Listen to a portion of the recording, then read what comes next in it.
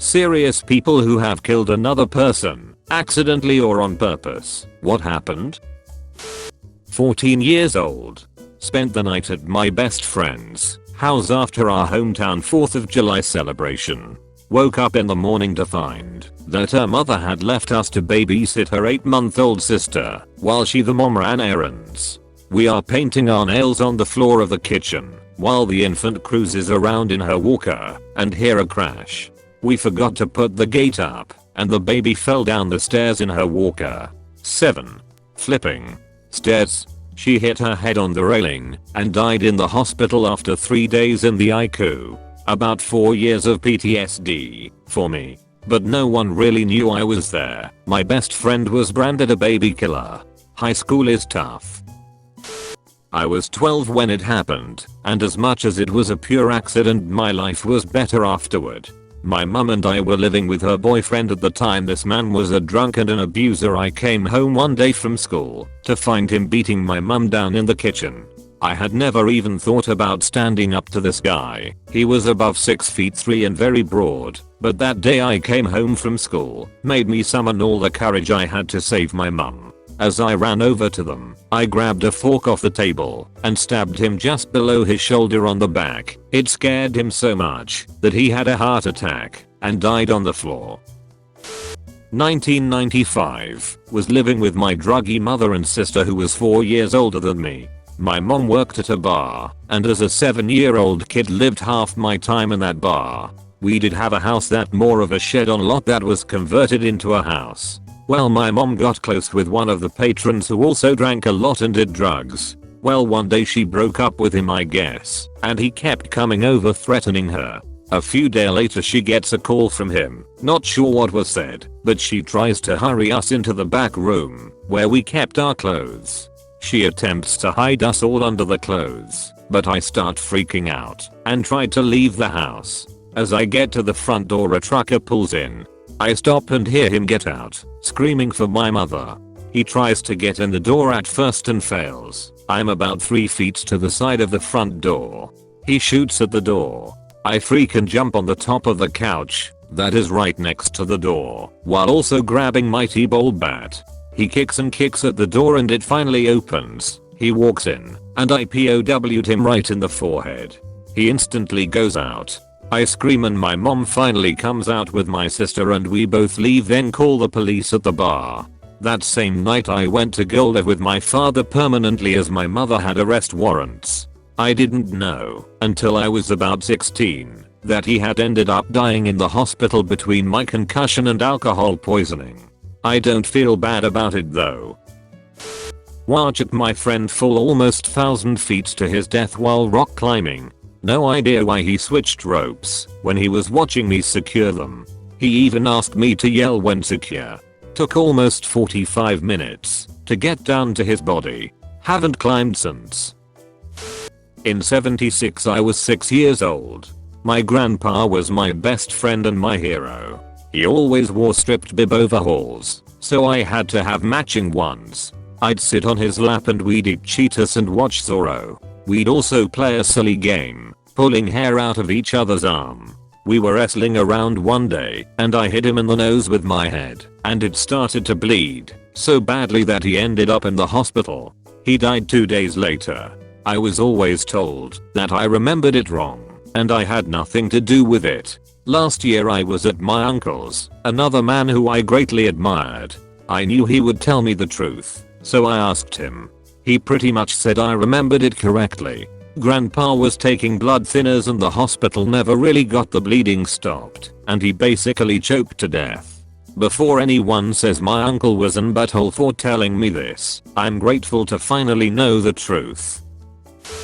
Throw away, because I don't want anyone I know thinking about it. When I was 5 years old my family was living on a small street of an army base. My best friend lived 2 houses down, and we would forever pick on our sisters. Mine was 4 and his was 3. One day we thought it would be fun to climb onto the carport and yell for them to try and find us, and when they did we would splash them with water from up high. Mine came and it went as planned. His sister however ran into the street and was crushed by a moving truck driving by. He just screamed. I jumped off trying to get her to wake up. Everyone in the family came outside to see what was going on, only to see me trying to shake awake this bloody mess of a little girl. My family dragged me away, and the ambulance showed up to take away the body. My friend moved away within weeks, and I didn't play outside until we moved from that house less than a year later. Years after I would drive by there just to cry. I still think about it sporadically, but I have never sought professional help for it. I was responsible for others during my time in the military, but none have ever had the same impact. I've posted this before. When I was a medical student on my surgery rotation, I was in the or with only the attending surgeon. The residents on service were otherwise busy, so the attending surgeon somewhat impatiently decides, fine, I'll do it with just the med student. It's a relatively straightforward case, placing a gastric tube for a patient who couldn't eat. The institution I now work at frequently does these under laparoscopic visualization, which is seen as overly cautious by some. Not me. The attending puts a scope down the patient's esophagus and I have a big needle to push toward the scope.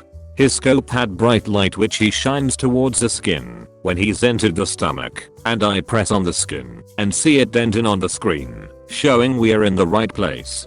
I thought I took that exact same position and angle and introduced the needle, except it didn't show up on screen. So I pulled back, pressed again and tried again, and didn't see it. The attending grows frustrated and tells me to push the needle in deeper then. I had a twinge of concern, but eventually hugged the needle, which was several inches long. Never see it on the screen. Eventually, the resident shows up and tries as well. He introduces the needle, but never can visualize it. Eventually, he switched places with the attending, and after another try, got the needle into the stomach and we finished placing the tube. I come back after my day off to find out that that patient died from internal bleeding.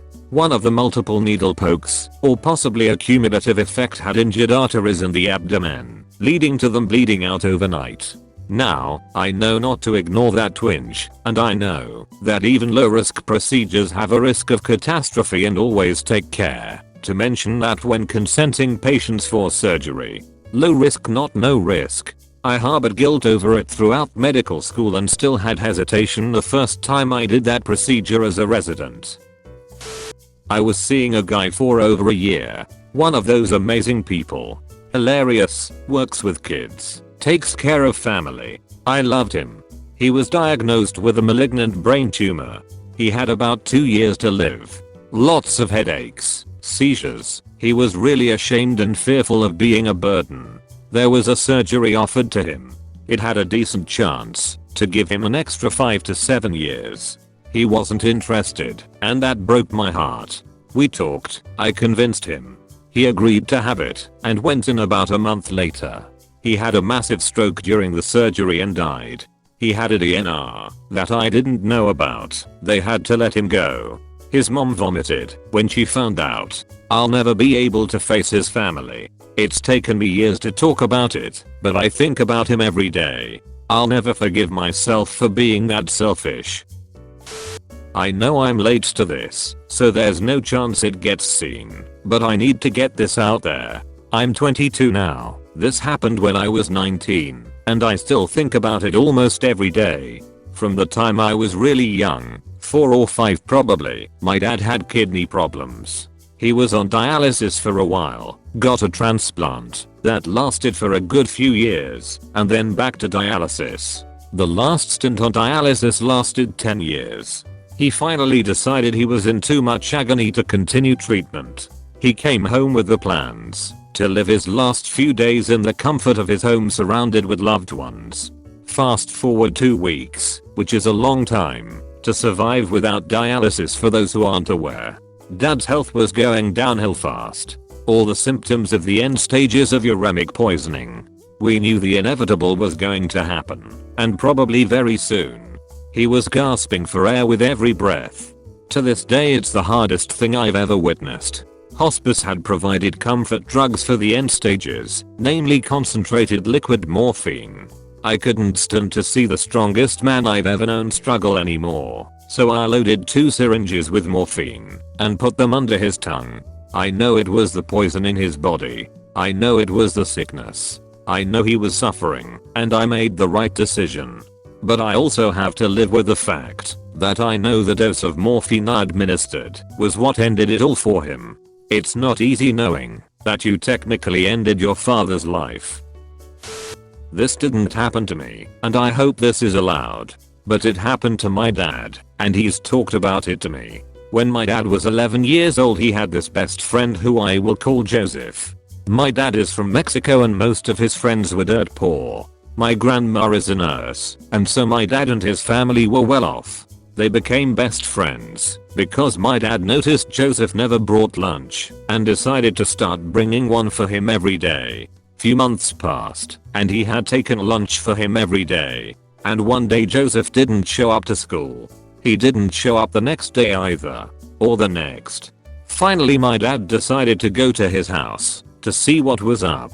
He found out his best friend was missing.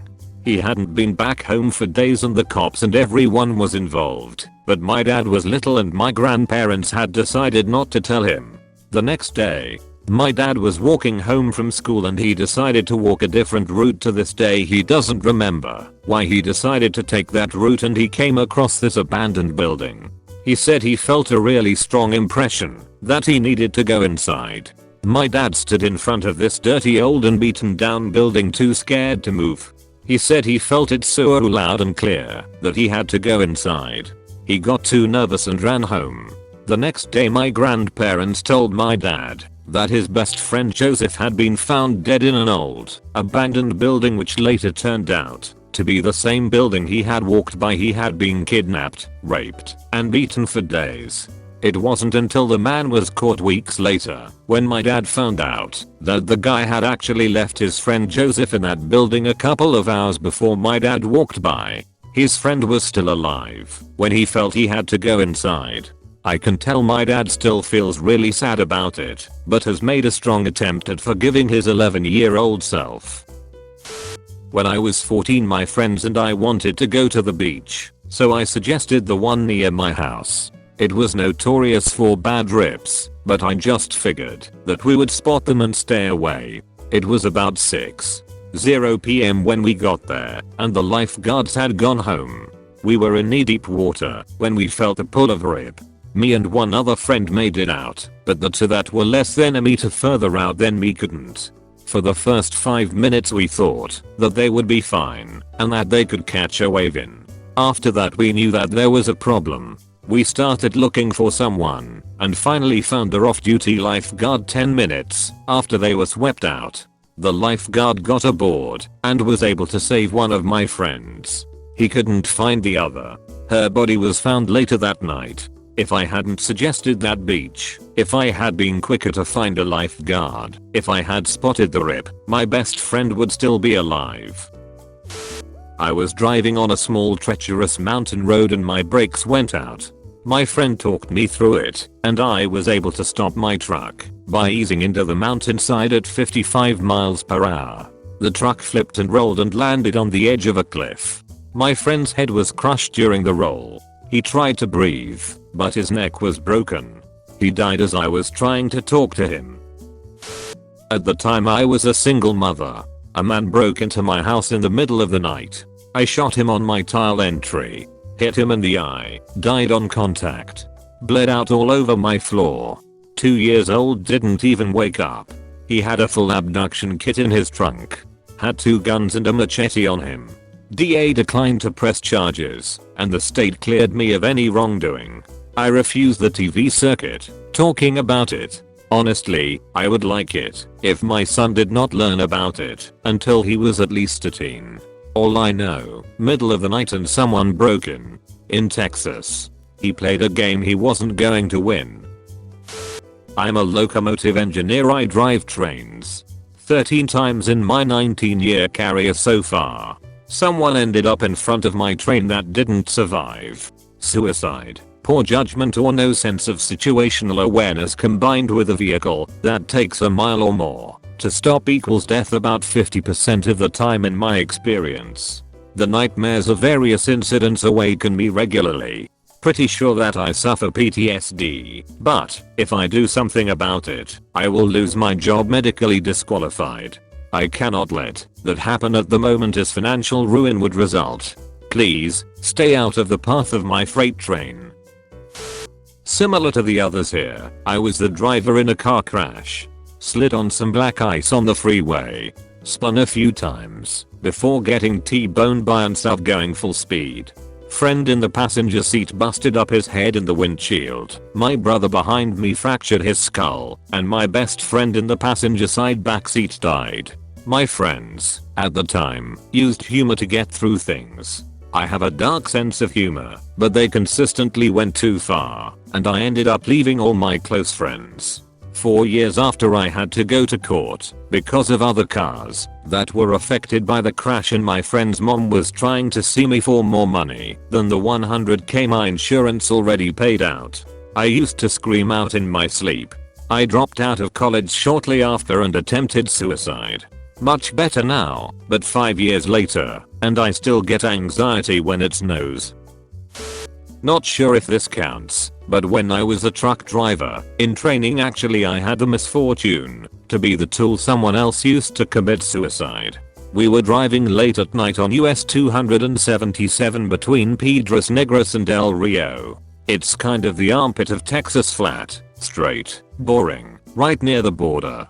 I was at the wheel. My driver mentor was in his bunk, but awake chatting with me. I saw headlights ahead, a long way off. Didn't think anything of it. After a while, they got close, and it looked like they went to turn left, only there wasn't a road there. Then they straightened out and drove right into us head on. I had just enough time to see that it was a Tacoma, and the driver was male. All I could do was let go of the steering wheel and hit the brakes. We were busted up pretty badly, but we cut that pickup in two. I had a broken wrist, my mentor had a bunch of broken ribs, and a bruised liver. We got out to see the damage, and when we walked to the rear, I saw a work boot sitting on the double yellow line, with about 6 inches of legs sticking out.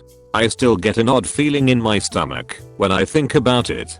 Obviously, I didn't plan to kill the guy, and there wasn't much I could do without foreknowledge. Semis aren't exactly nimble, but it still takes a bit to tell yourself you couldn't have done something else. He had a young wife and 2 little girls. I was 15. My best friend and I promised one another we'd call the other and let them talk us down if we were feeling suicidal. He called me around dinner one night that I planned to stay to watch the re-airing of a Colbert Report.